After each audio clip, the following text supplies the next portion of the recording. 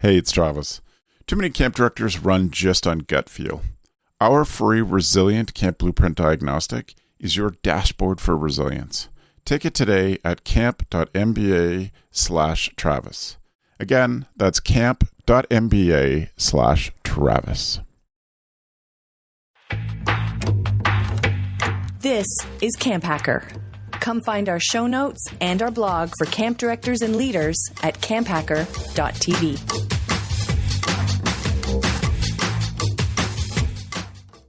Good day and welcome to our podcast. This is CampHacker episode 119, recorded on the 27th of November, 2019. On today's show, fantastic focus groups. If you enjoy the CampHacker podcast, we would love it if you subscribe to CampHacker in whatever podcast app you have on your phone. If you love us even more, you can give us a review on wherever you get this podcast, and it will help more people find the show and let us know what we're doing that you like. This CampHacker podcast is sponsored in part by RadTags. Designed by a former camp owner and director, RadTags is about connecting people to who they are, the camp they love, and the accomplishments they experience there. RadTags bracelets and tags helps your camp community stay connected to their happiest place. Find out what RadTags has to offer your camp at zoic.ca/rad. That's zoic.ca/rad. Also, don't forget to visit RadTags at the ACA National Camp Conference. Be one of the first 50 people to booth 522 for a special gift from RadTags and Go Camp Pro. RadTags. Be and be known. Thanks for letting your awesome out, Camp Mavericks. We hope you enjoy the CampHacker show. Hello, Camp Pros, and welcome to the CampHacker podcast. My name is Travis Ellison. I'm a summer camp marketing and strategy consultant, and I do such things as the Summer Camp Professionals group on Facebook with this crew, and campmavericks.com. And welcome to the show. Hi, my name is Dan Weir, and I work for the YMCA of Long Island. I've worked for over 2 decades in YMCA camping, and my current position, I bounce around all of Long Island developing their day camps. And my name's Gabrielle Real, and I'm one of the camp directors at Camp Oro. And Camp Oro is an all-girls camp where we focus on creating a positive female environment, and we do that in French and in English. Welcome to both of you. Sorry that Joe can't join us. We got a chance to catch up with him for a second on the phone, and then he had to take off and do some family stuff. So great to see you both. And we're recording this on the eve of Thanksgiving in the States. So happy Thanksgiving, Dan. Thank you. And for all of those of you listening, just know that at this moment, we were thinking of you and all of your holiday preparations. I don't know, all of a sudden got punchy. I'm not sure. What we're going to talk about today is actually a little more serious topic in terms of its big effect it can have on your camp and the way that your program runs. I want to speak today about the importance of running focus groups. And I'm going to introduce this idea before I throw to Dan and Gab and talk about this exercise that we often do, we do with all of our clients called Find Your Karen. And this is how I get camps to find the right people to come to focus groups. And we're going to talk about lots of different ways and different groups to bring together, but I think this is kind of the first step. And so the exercise is called Find Your Karen. You can find it. We'll make sure that it goes in the show notes so you can download it, but it's Karen because our favorite ever camp mom was Karen Elliott, and we just wanted to duplicate her. So we wanted to find more people like Karen to do it. And so it'll give you some criteria to who to look for in your camp community to be the people that you want to duplicate. Doesn't have to be a Karen, could be a Ken. Gender's not important. For us, it was Karen. And I try to get my camps to start with a small group, 3, 4, or 5 families that are sort of your best contributing families. You can see in the exercise some things to think about when finding it, and then bring those people together. So we're going to say focus groups, and you're going to think of focus groups that you've seen on TV shows with one-way glass and like lots of psychological questions. And I think that focus groups for camps that are just beginning them can start with identifying a couple of families, maybe 4, maybe 5, and just having coffee with those people, taking them out and asking them some questions. I would say that what makes focus groups valuable is recording the information that you get and then thinking about ways that it can affect your programming, your hiring, etc. And I know, Dan, that in your new job, you're thinking a lot about focus groups. What sort of stuff is going through your mind? Yeah, so for me, I'm 12 weeks into working here, and I'm coming into a situation where I don't have the history of working at this camp, and I really want to find the essence of it. And not that I don't believe what I've currently gotten from the staff and from my own eyes is the essence, but just kind of this thirst for information. So I really believe in that parents know what they want, but they don't know how to articulate it. And a focus group for me is bringing a group of parents together and really digging deep on that. And so the nice thing is that I'm actually not the director of the program, right? So like the parents trust me because I'm associated with the camp, but they don't know who I am. And I can have a pretty big conversation with them. And wherever it goes, keep it organic as possible. Have some prompting questions going in there, but really uncover what's happening at the camp, And so for a little while, in one case, I was hearing from one director that, we're priced too expensive. And that's why I hear from families. And then when talking with a group of families, it was actually, they saw the value in the overall price, but it was some of the other things that go on in camp that they thought were too expensive. So there's a lot of clarity you could find beyond just these simple concepts of being too expensive or parents don't trust you. Well, what part do they not trust about you? And right. So I've had some really good moments in these. I could go into how I run them, but for me, I think it's been the most valuable feedback.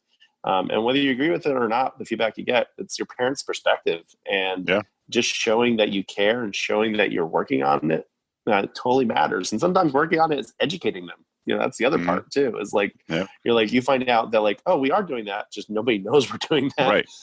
And that's the other thing a focus group uncovers, is that you don't necessarily have to change everything you're doing. You just have to change how you're saying it. That's another thing that comes out. And also you can just find out what they like about you. So you can protect it. Right. That's the other thing. So. Yeah, for sure. And Gab, I know that Waro has history of running focus groups. A mutual friend of all three of ours, Joanna Warren Smith, often talks about the lessons that she's learned from focus groups. And I'm going to go to Gab in just a second, but I don't want to forget this one thing that Joanna says all the time that always fascinates me.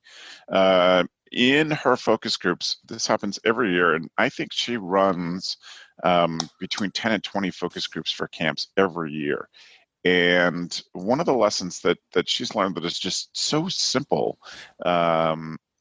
is that parents' biggest frustration when they are shopping for camps, so when they're at that stage of shopping around for camps, is that camps don't return their call. That she will often have families that have tried to connect with, basically tried to buy 4 camps before the 5th one returns their call. And it's such a simple lesson from these things, but such an incredible customer service opportunity. If you're a camp that simply answers the phone or return phone calls or returns emails, you are already so far ahead of some of your competition just by that simple customer service act. So that's a big thing I know that Joanna's got from hers. Gab, for you folks, what sort of stuff did you focus on when you were doing focus groups? I think that's right there. It's a motivation. So when I talk to colleagues and I talk about focus groups, often when they're being serious with me or real, they'll say, I kind of just don't want to hear what we're doing wrong. Yeah. And I really understand that. But for me, my experience hasn't been that. The benefits that we've gained out of our focus groups is that our families get a buy-in, it's marketing, and we have a little bit of a better understanding of direction of where we should be going. So for example, when we talk about, we ask questions such as, what do you know about staff training? What do you envision our staff training looks like? How many days is it? What topics do we talk about? So a lot of the times they vaguely have an understanding. It's usually the average of what our families think. It's about 2 to 3 days of staff training. They think basically we're setting up camp. And so I show them all of the subjects that we do. I try to make sure it's not too long. Like I'm not trying to sell them anything. I'm just showing them what we do. Yeah. And then I ask them, would this have been interesting to you? And unanimously, our families are like, yes. So I asked, well, how would you like to get this information? Why would this be interesting to you? But I already know that this small group of individuals, if I sent out a newsletter, they probably wouldn't have read it and they probably wouldn't have seen what we are doing. But because they're a captive audience, I'm able to sort of insert that information. And then I challenge them in saying, if I wrote that in a newsletter, would you read it? They sort of smile and say no. But we brainstorm how we could get this out there, because it is important. So they're now part of what we're doing. There's a buy-in and they're giving me direction. So for the most part, if they're coming to your focus group, they are excited about your camp. And I'm not saying you should only bring people that have a buy-in to your camp. Yep. But what I'm saying is that it does create that buy-in, and I find it. And there's certain things that I will hear, like, "Well, you called me back within 12 hours, and I really appreciated that." I never knew that was something that was important, but because one of my families told me. So, it can, as Dan said, it can be really informal, non-threatening. But I think some people are very nervous because they don't want to hear the negative. And in all reality, usually they might have a little tips on things, but it's usually not. I haven't had an experience yet where families are upset. They're more excited to talk about their kids. And that's a tip that I would say is, like, start talking about, tell us why you warm them up with talking about their kids. Yeah, exactly. Yeah. I think that's, I'm sorry. Sorry, Dan, just one quick point. I think that's really interesting. Like, I don't want to run focus groups because of the bad things I'll hear. More than likely, the people who will show up for a focus group are not people who have negative stuff to say. And so I would allay that fear. The chances of hearing bad things are slim if there's someone who will commit some time to sitting down and talking to you. So, Dan, what were you going to say? No, I just exactly what you said, and then also with Gab,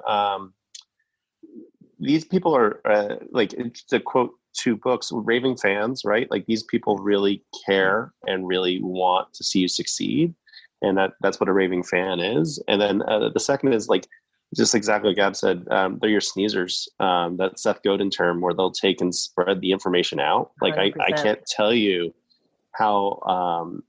Like, I've now with one of the focus groups, I've just emailed a few times, and they're emailing me back, "Go keep me in the loop," and they're the ones that tell everybody, and then they mark it for you. Yeah. And I would say that's, Travis and I have talked about that often, but I do the same with my staff. And when we're trying to make policy changes, or we're trying to go in a little bit of a different direction, I create a focus group, and we talk about how do we, deal with cell phones at camp, or whatever you want to talk about with your staff. You create a focus group with them. But by the end of the conversation, there's a buy-in, and we're creating a direction, but they are talking to other people about it, and they're the advocates, and it makes that transition a lot easier. And that the sneezers, as you say, for our families, the value in that is, it's not tangible. You can't even put really a price tag on it, but there's such a captive audience that you would never be able to express this through a newsletter or Instagram post or even a video. They learn the language in that focus group. They're developing that, and they're able to translate it. And especially for camps that are having a hard time holding on to staff members, for me, this is a plan when you're talking to parents about our staff and their training and where do they go. You're planting those seeds that we want those parents to be sending their kids back to us as CITs and supporting them in their careers as camp professionals with us, and not saying, no, it's time for you to get a real job. So sort of having that 5-year plan of talking about certain things so that you're building that base and you're building that language, I think is really helpful. And then getting them to help you with that direction is it just also builds your own confidence that you're going in the right direction. Right. And Gab, when you've run focus groups, what's the atmosphere? Where do you take them? When you bring them? Like, what's the setup, the physical setup? I want to talk specifics about the questions, but what's the physical setup that you do? I've done 2 different setups. So I've done in somebody's house where they've happily hosted us, and it's a large home where either people have easy access to parking and et cetera, and they've done restaurants. And the restaurant is very nice, and it has a little bit of a different vibe where we're talking about one specific thing. And the home one is usually for our families. So the families, when we usually, ask somebody from camp that has a house in that neighborhood that would be interested in hosting us. And usually they're excited about outreaching to other people. And just for some families to see that a family's hosting our event also just sort of gives us that extra points. And then the restaurant piece is something that we do with alumni or with our staff usually. Right. This episode of the CampHacker podcast is sponsored by Rad Tags. Rad Tags is outfitting camps with personalized keepsakes that speak without saying a word. Rad Tags allows you to show someone they belong, building a relationship that goes beyond their last day at camp. With the goal of helping camps create awesome recognition and affiliate programs that last beyond the summer, Rad Tags is doing a monthly giveaway for Go Camp Pro listeners. Just email your answer to the following question to matt@gocamp.pro and be entered to win 5 silicone bracelets with the Rad hand sign. Each month, we'll pick a new winner. This month's question is, how important are camp recognition programs to your legacy or camp tradition? Don't forget, email your answer to matt@gocamp.pro with Rad Tags contest in the subject line. Also, Rad Tags is coming to ACA National. Be one of the first 50 people to booth number 522 and shout out, I'm a Go Camp Pro podcast listener for a special gift from Rad Tags and us at Go Camp Pro. To find out more about how Rad Tags can elevate your camp program, visit zoic.ca/rad. That's zoic.ca/RAD. Rad Tags. Be and be known. Dan, what's the setup you're doing for your ongoing focus groups? Yeah, so the nice thing about the Y is that we have YMCAs I can use. So basically get about 10 people in a room. We email out to select groups and just say, we just need 1 to 2 families from this group, 1 to 2 families from this group. And usually you get together 10 people pretty easily. And it's good to go for at least 10 because then if you have a few cancellations, you still get the consensus. And then it's funny. I kind of just run it okay, we have, I actually come here for an hour. My goal is to get you out of here early. If at that time, if you want to take off, you can. If not, I'll just stay here until the end. And the last one I ran went for 2.5 hours. I think 4 moms made best friends out of it. It was really fun to watch. But at the beginning of it, I talk about how we're here just to learn and to get better, become better. And I hope you came here wanting to share. And I want to let you know that I'm going to put myself out there. I'm going to share some things about my own kids and share some things about my life. And so you can understand where we're at and understand that I understand your time is valuable. So I'm going to keep this moving. And there might be occasionally a time where I say, that is a really personal story, or thank you for sharing that. I'm going to talk to you after the session. Right. Just know that the goal is just for us to have an organic conversation about what things are going well. And then, and then I always throw out an icebreaker just to get them talking. So it's cold now. So if you could be anywhere warm, where would you be and why? And usually everyone says something like Jamaica or Florida or something like that. And then I'll lead right into the first question is something positive, just so they could get that fear out of their mind that this is going to be a negative session. And just why do you send your kid to the camp? And as we get some responses, I will compliment them and say, thank you for sharing that. Does anyone else feel that way? Kind of so they could see how the flow is going to go. And then I ask some broader questions. I could read through some of the questions I have, but to be honest with you, the last one I ran, I only got through 2 questions. And then it was that was really it. So why do you choose to send your kid here? Anything we do to make your life easier? What type of impact does the camp have on your child, on your family? How do you describe your kids' camp experience to family and friends? What do we need to improve on? If we were closed, where would your kid go during the summer? Mm. Are we affordable for your family with registering?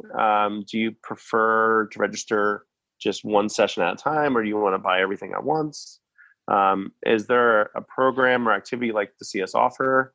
Is there anything that we didn't get a chance to talk about? And so really the only two questions I definitely ask are the beginning positive one, and is there anything that you want to make sure you got to talk about? I do my best to always work in, like, if we were closed, where would you go? So like when I start bringing up other camps, I'll say like, oh yeah, this was a question I wanted to ask. I just didn't know how to ask it. Yeah. Tell me, like if we weren't open, where would you go? And it's really insightful, like who you think your competition often isn't your competition, right.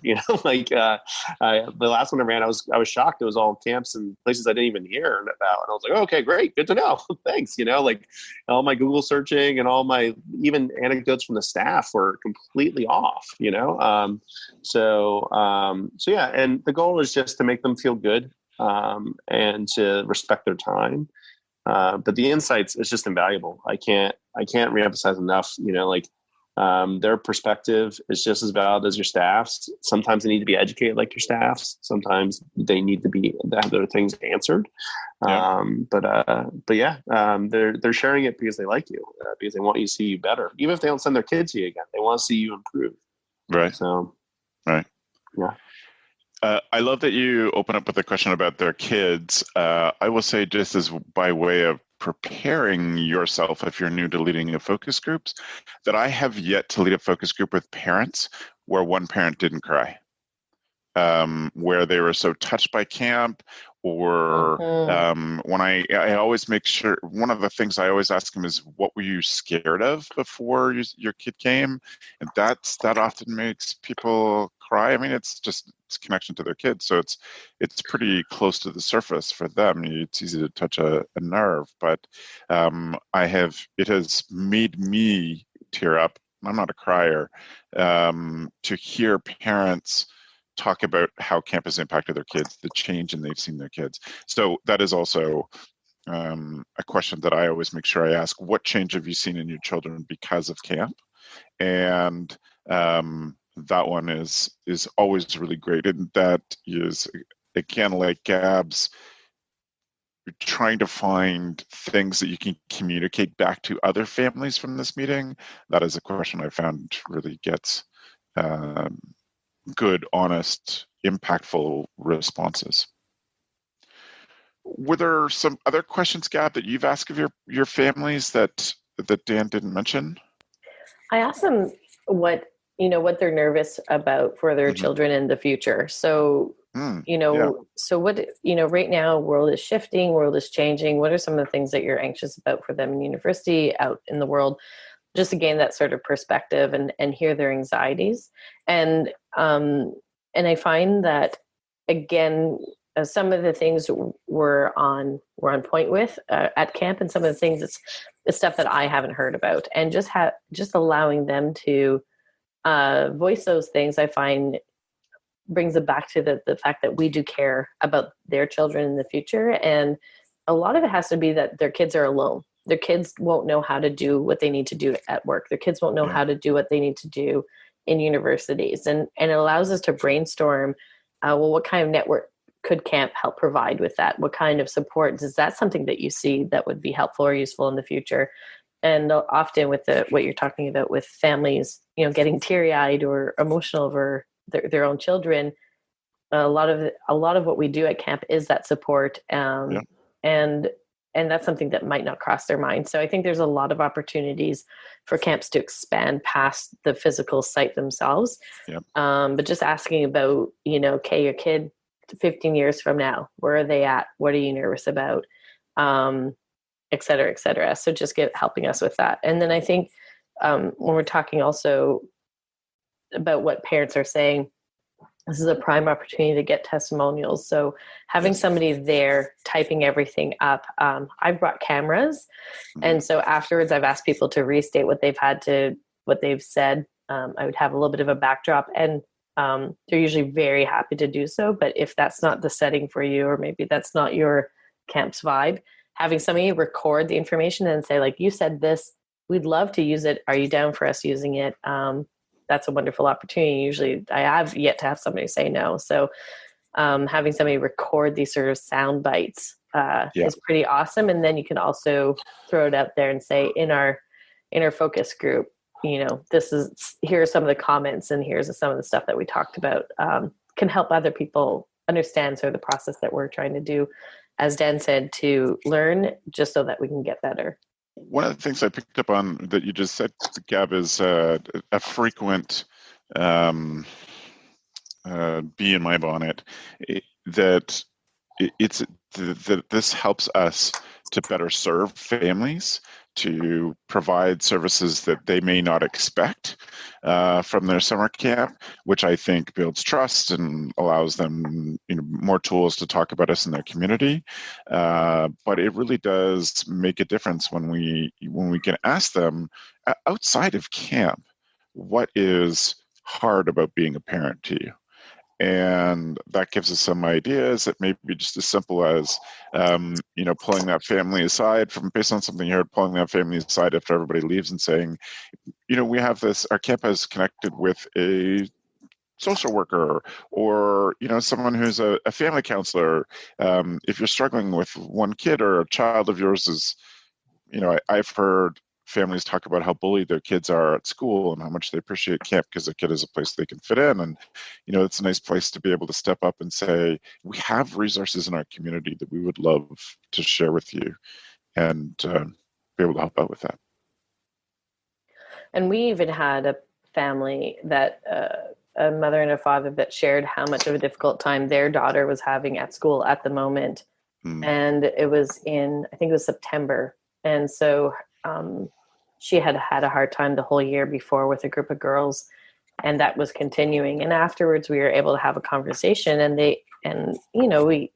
I strongly suggested that sometimes at one point, if teachers aren't stepping in properly, or the school's not stepping in, just the parents to step in and say, we're moving you schools makes a big difference.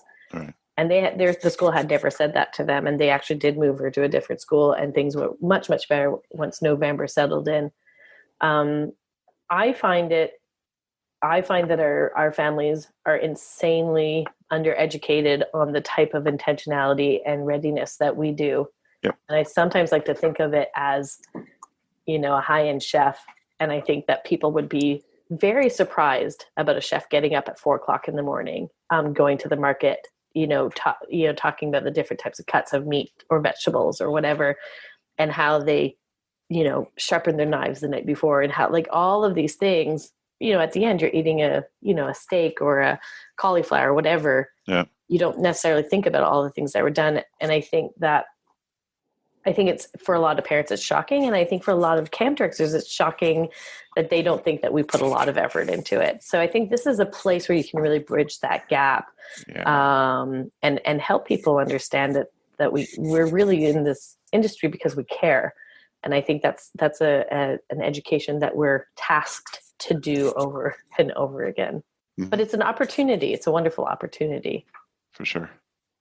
And that's such a good point, the over and over again. I mean, this is the camp director's life, is having to reinvent staff every year. And, the older I get, the more my staff stays the same age. And, we covered that 3 years ago. Why? Well, because you weren't here. And so it's another part of accepting the role as a camp director, is understanding that this kind of education has to happen every year. You might put out a great blog post. You might put out that amazing video that Bert Sherrill put out 5 or 6 years ago, and everybody was such a hit. Or that Pocono Springs one about why 5 weeks that I loved so much last year, and it was a hit at the time. But camps have to remember to repeat those things, and that's the same thing with focus groups. You have to get these parents in and repeat the same messages. I think you eventually get better at them, but something that was helpful and really stood out to your parents 3 or 4 years ago, you can use again, because you have such a different mix of parents, and it'll give some parents who've been there a long time a little bit of pleasure to say, oh, I already know. And new parents can blow their minds again by reintroducing some of these things. And the simple act of making focus groups continuous, happen every year. Not waiting for a big incident to happen, or not waiting for, planning a big change to start to talk to your parents. Having this conversation over time builds trust and builds your capability as a camp to serve those families. Yeah. Gab, I like that you have done focus groups not just for families. Actually, before we go there, I want to talk about your staff focus groups, but for either of you, have there been specific target groups of families that you have gone after? For me, I'm a big fan of year 2. I find that if we get our families into year 3, they're almost lifers. Right. So I'm a big fan of year 2 because they've made it to that first year. If I go after our first year families, chances are big chances they're going to come back in the second year. But I find that there's a cool insight in the second year because the awe effect is gone. So they've had it for a second year, and so the education is also a little bit low, but something made them choose. So there's something kind of cool and magical about the second year families. And sort of the world's their oyster still at that point. They're like, oh, she really liked it. Oh, we'll send her back another year. And we just want to find out. And a lot of it has to do with the camper just enjoying themselves. Like, well, it seemed like it was a good experience. So we decided, why not? And I find that it's a prime opportunity to educate them so we can get them locked in for that second year. Our first year families, we put a lot of effort into surveys, we call them after the experience, we call them during the experience. So there's a high already connectivity. We have invited first year families. They come, but they don't know why they're there. So we still do it, but I find our second years is where there's a little bit more of a buy-in. Yeah. They have a little bit more of an insight, and it was a second year experience. So they didn't get all the sort of high connection that we usually give our first year campers. Right. So I like those individuals with their insight, but I also find obviously fourth and fifth year families very important to have a conversation. Yeah. I just think in direction, your second years can give you some good stuff. That's cool. Dan, you talk about targeting by area. Is that really the thing you're doing? Because in your new job, it's just focus on sort of a broader get to know you stuff. Yeah, it's funny. Like right now, I'm just doing broad, but as I dive deep and I start finding more issues with retention, like for instance, I looked at a few camps and gender is not equal. So like I want to do a focus group with just parents of girls, and where there was one camp that has more boys and girls, and it shouldn't. It should be about equal. Figure out what's going on, what are we missing? So I think you have to look at your statistics of where your holes are. I think you have to, the best camp directors I've met are the ones that are hungry for knowledge and hungry to know, and and that can admit that they're not perfect, and those camp directors, and they don't have to be the one to be like running the focus group. If it's hard for you to hear, there's talented people out there that can run for you. But it's just amazing what can come out. The misconceptions that can get spelled out. Like, the one I just ran, I found the parents were sending their kids to childcares, not camps, right? So here I am thinking we got to sharpen our game of camp. But we really have to explain why we're different than a childcare, right? And childcare is basically, you come there and today we're just doing this, kids. Here we go, and it's not bad. It is what it is. But it's not the community and the feeling that a really transformational camp experience can have. And I would only know that from doing a focus group. I was just looking at other summer camps. I just thought the parents were informed, so like, I think you have to be hungry to do better and to find out. And then from there, it's just about getting the right person to facilitate the group. And it can be a really powerful group. But there's really driving my knowledge or my quest right now is just to figure out what makes this thing tick. Yeah. And then from there, Gab's had the benefit of being at our operation for a while and can start getting into the finer questions of, well, how can we do this better? How can we do that? Like, I'll definitely be running a focus group for just parents of girls pretty soon at this one branch, because I need to know what's happened, Right. But yeah. I think it is really important to consider bringing in somebody from the outside, whether it's a board member, an alumnus who has some skills, whether you hire somebody to do some of this information gathering for you. Totally great. Even if you're in the room to listen, but you're not the facilitator, might be some good, a good tip as well. So yeah, I think that's worth reiterating what Dan said. And there's something else you said that made me think of a really great question that'd be worth making sure. Maybe it'll come back to me. Something you said spawned in a little question in my head that I thought we should make sure we write that down. Dan, sorry, Gab, you run not just I'm giving it away. You run not just parent things, you run staff focus groups too. Yep.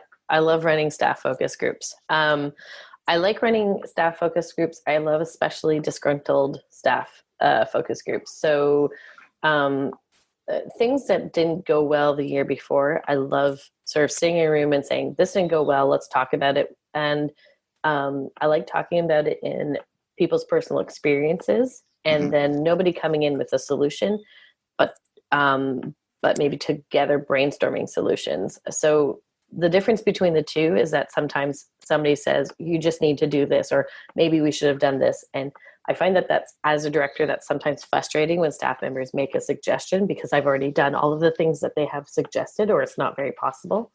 But when we do it together, they already understand that I have experience, and I'll tell them what has been done, why I think maybe things didn't work well, and then what do they think? And then we go from there. So, but it helps me with my training. And one of the things that I like bringing up is I'll get from staff members that are returning staff members, maybe third or fourth year returning staff members, and I ask them, what did they wish new staff members and young staff members knew more about? You know? And then we talk about that. And we say, how can we get them to get to that point? And often what happens is that they realize they need to be teaching on the job, not just during staff training. And I show them the sessions that we've done, and they go, oh yeah, we did do that session. Oh yeah, we did do that session. So I say, what was missing during the summer? And then they're like, oh, maybe we could have. And I was like, what, you guys? Oh, well, if you want to this year, that would be great. Sure. You know me, just trying to support. So the thing is that, again, with the same thing with your family focus groups, it is about buy-in. It is about word of mouth marketing. And it's about also you as a director getting direction. And that focus group is going to be, as we say in French, porte-parole. So they're the ones that are going to be bringing the story to other people. And there's usually an excitement that comes with that. And the thing is that they're part of it. And what I find helps seals the deal is, a couple of weeks later saying, after our conversation, here are some of the steps we're going to be taking this summer. And sometimes it's not big. It's, in our session, we're going to adjust these 2 points. And during the summer, we're going to have a checkpoint in the first week and another checkpoint on the 6th week. And just that, staff are like, oh, amazing. They're part of something, and they'll reinforce it. But they learn how to talk about camp. They learn how to talk about camp professionally. And they also learn how to communicate what they need to do to other staff members during the summer. So they become your, support staff. And it's also things like, one of the reasons why we've gone from hour-long sessions of lecturing to 15 minutes where people would say, I just stopped listening. It's too much information. Okay, well, this is, I hear you. We have to change it. Like the reality is sometimes you have to change things. So, but it's really the buy-in piece, and it's a togetherness. So, that you're creating a sense of togetherness. And, you have to have food when you're meeting with staff. You do. Yeah. You got to feed them. Candy and water, though, go very far away with families too. Just putting it out there. Yeah. Starburst, I always have Starburst because nobody really has a allergy to Starburst, and water available. And then I always try to put out fresh fruit like bananas or something, But yeah, that's awesome. Anything else that you think you really want to pass on about focus groups, Dan? You said it earlier, and I just want to reemphasize it. There's nothing more vulnerable for me than talking about my children, and just thinking about them having a negative experience, let alone an impactful one that's going to stay with them for years, can bring me to tears. And I think that you or whoever's facilitating needs to create that space where it's okay to be vulnerable. And if they say something, that you're not attacking them. If you don't like what they're saying, you could do that. I would love to follow up with you.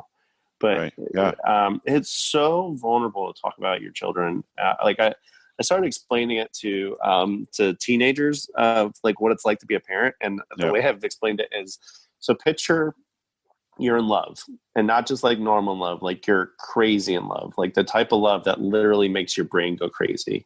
Yeah. And now take that love and times it times two, because you feel like your child's part of you. And now take away any lust, because that's not something you'd have towards your child, and add more love in there. And that's the amount of love a parent has for their child, literally a crazy amount of love that just is never ending. And with love comes fear, and vulnerability, and I just can't reemphasize enough to really, if you're running a focus group and that thing's running long, you can't end it. The last one I ran for 2.5 hours. I came home, I got yelled at by my wife. Right. I didn't, I still would have ran it that long. I started bagging my stuff up about 2 hours in, because I was like, this was supposed to be an hour, and they kind of got the hint, but they kept going. Right. But I caught them in the parking lot afterwards, all chatting, and they emailed me afterwards, told me how great it was and how they made a friend, so just know that you provide something special no matter what, if it's summer or not, and to respect that vulnerability. Yeah. Cool. Yeah. My niece's mother said that it felt like her heart was running around unprotected outside of her body. I was like, yep, that sounds probably pretty accurate. I had an opportunity to work with Jay McCutcheon, who does camp consulting and advise you on business decisions, et cetera, et cetera. And she would do these fresh eye tours, which you'd come to your camp, evaluate your camp with her, her own eyes, and you'd have a conversation. And I remember telling her she was available just before the summer. And I remember saying to her, you know what, not this summer, because I have a lot of things I want to change. Can we do that next summer? And she said, I understand. There's always things that do need to be changed, but let me come this summer, because I want you to have confidence in the things that you're going to want to change. And I think that's the thing sometimes when we're hesitant to do these focus groups. You already know what you want to fix. You already know that maybe your registration system isn't the best, or maybe you could do more newsletters and outreach, or et cetera, et cetera, et cetera. So you have a list of to-dos. Don't think of your focus group as something afterwards you're going to have a whole extra list of to-dos. For me, it creates more confidence in yourself, right, in the direction that you're going. So if you're like, yes, we actually do need to get a new registration system, you already knew that, and it's getting confirmation. So you're confident in that decision, or actually everybody in the room is fine with it. So you can put your energy somewhere else. Right. So all camp directors have a lot of to-do lists. It will never end. But this piece it's going to help you in feeling confident. Mm-hmm. And then on the other side, it is marketing the best parts of your camp. And it's creating those individuals that are able to sneeze that information out to other people. So Yeah. Not to be too afraid of it. I'm going to sneak this in almost as a sneaky second tool of the week. But we had a discussion in campmavericks.com this week that our monthly book club, we did a book called The Art of Gathering by Priya Parker. And it's a really fascinating book and great discussion that we had. And she talks about some of the things I think would be really helpful for the not the informal, hey, can I take one family out for coffee and just get a little bit of insight, but a more formal, bring everybody together meeting. And so I would advise you to check that out. It's a really great book. Priya's got tons of good online interviews and a TED Talk, more than one TED Talk, but a TED main stage talk. And it's really interesting stuff, and she really talks about the idea of getting them off their script, getting the people in the room off their script. And so I think some of the questions that people have been, that Gab and Dan have been talking about that work for them, I think it's important to just sort of shake people up a little bit and help them just open up, as Dan said, work on getting them to open up. So if you found this useful, I would invite you, everyone who is listening to this on their phone, if you found this discussion useful, I would love it if you would just take a screenshot of this show so they can see the title and text it to a camp director friend. The way that we spread the word about these shows is through you telling other people. So if you're on YouTube and watching us there, then screenshot this on YouTube and send it out to a friend. Tell them why you like the episode. That's incredibly helpful to us.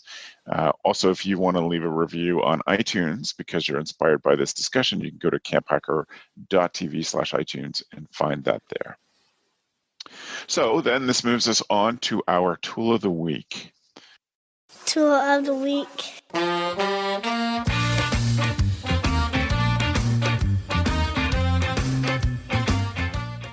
If you have been shared this episode by a friend who screenshotted it and texted it to you and don't know about the tool of the week, we ask our panelists every time to bring a tool, something that makes them a better camp director.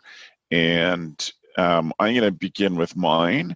I'm inspired by this tool because it's an idea that I love. And I want to thank Seth, who is a longtime Patreon supporter of the CampHacker podcast, for sending me some stickers from his camp, Arrowwood in Tennessee.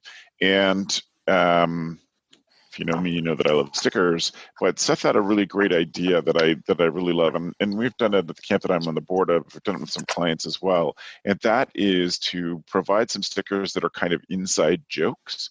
So I'll have to describe this. I'll show it to people who are watching on YouTube, but I'll describe it to people who are listening. Sticker number one is a brown old Ford, like a cartoon style, illustration style Ford F-150 with a whole bunch of inner tubes in the back of it. And I messaged Seth and I said, obviously going out tubing with your kids is a big deal. And he said, interesting thing is that this is from a long time ago. It's the alumni's memory. I was like, oh, that's so smart. Do something that celebrates a certain time in your camp's history, and people will love it. And I think it could be a great fundraiser. It'd be the sort of sticker that, like, a sticker of your logo is awesome, and you should definitely make those. But I love ones that are about the community and would get the community to buy into it. And the other one that I absolutely adore is a sticker of an Algene covered in stickers. And it used a whole bunch of previous generation of Arrowwood stickers. So Seth, this is such a great idea. Made me laugh out loud when I saw it, that it is a water bottle covered in camp stickers. And I thought it was just such a great idea. So my tool is, you can go to the show notes and see the link to Sticker Mule, which is the company that we use all the time because they have great deals on all the time. And go have some good inside joke or inside the communities, things that only the community would recognize, and make those into stickers. That's my tool. Gab, what's yours? I love the sticker idea, by the way. I love it. We're definitely doing that. So mine is registering your camp dog as a service dog. It's actually perhaps a lot easier than a lot of people think. So the reason why I came to this is that for as long as I can remember, we've had camp dogs at Waro. And then for a period of maybe 8 years, we didn't have a dog because my parents were not ready to get a new dog. It was emotional and they weren't ready, and that is fine. But now they have a new dog. And because we always had dogs before, we never had issues with people coming to camp nervous about dogs. It was just part of our community. It was well known. Our staff and campers were used to it. And then having a dog now in camp, some families are anxious about the dog. Some staff members are very anxious about the dog. And when I told one of our families that we're working on our dog to become a service dog, all of a sudden she was so excited that her daughter is going to be in the presence of a service dog. And there's simple things. For example, your dog needs to be able to sit on command, that they don't get distracted by noise, that in restaurants they wouldn't, go for food. So there's simple things that I think most camp dogs are capable of doing. And I think as a marketing tool, it's very cool to have on your website that you have service dogs or therapy dogs or emotional support dogs, whatever category your dog fits into. So maybe look into getting your dog certified. Such a great idea. Thanks, Gab. I love it. Dan, what's your idea? What's your tool? Yeah. So this book is the 5 languages of appreciation in the workplace. And it's written by 2 brilliant authors. I think camp as a whole, most camp supervisors find it's natural to show appreciation to their staff in terms of community. But I think the thing that we always forget is that we're always going to have first-time managers underneath us. Mm-hmm. And sometimes first-time managers, they'll have a void in knowledge. And if they have a void in knowledge, that's where bad habits can happen. And so this is just a really great book that really spells out why appreciating and culture of appreciation in the workplace matters. It breaks it down by styles. It goes into statistics a bit about it. It just, as people are running year-round operations, as people are expanding what they're offering, I think people should always figure out how to include the appreciation in what they're doing. Too focus. They always talk about how American businesses are too focused on growth and not focus enough on appreciation along with the growth. Yeah. But yeah, it's just a very simple, straightforward read and very well thought out, and just good stuff and good to train your staff with. So that is awesome. Great idea. Thanks, Dan. And thank you both, and thank you everyone who's listening. I come back to my tool just for one instance because I wanted to show you that we actually had, as you've listened to the show, you may know that I always close this off with thanks for the evening, friends, which is something good, can't be. And we have thanks for the evening, friends stickers made just for podcast listeners. So if you run into me, ask me. I'm happy to share those to the CampHacker podcaster listener stickers. And in truth, I was just a little jealous of the Camp Code stickers that Gab made for them, for their listeners. And so I got some of these made for you. So thank you all very much for listening. Thanks to Dan and Gab for sharing so many ideas. Gab, if people want to follow up with you, how can they get in touch with you? Well, they can email me at gabs@waro.com, OUAREAU, or they can follow me on Instagram at Gabrielle Real. Excellent. Thanks, Gab. Thanks. Dan? Yeah, I'm on Instagram and Twitter at Dan Loves Camp. And my email address is dan.weir@ymcali.org. Excellent. Thanks, Dan. It's good to have you here. Thank you. Yeah, happy to be here. And we always appreciate if you're watching on YouTube, give us a thumbs up or show the show. I hope you do subscribe if this is the first time you're finding us on YouTube.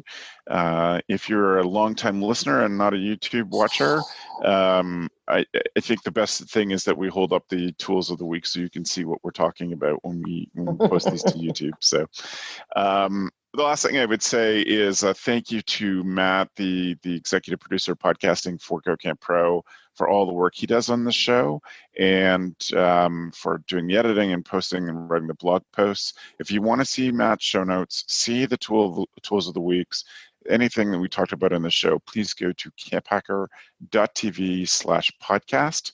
This is episode 119. If you want to search camphacker.tv to see what show. And yeah, we want to thank everybody for this. I imagine that the show's going to come out in about a month, so it'll probably be prime holiday time for most people when the show comes out. So we do want to wish you happy holidays, and thank you for being here. Thanks for the evening, friends.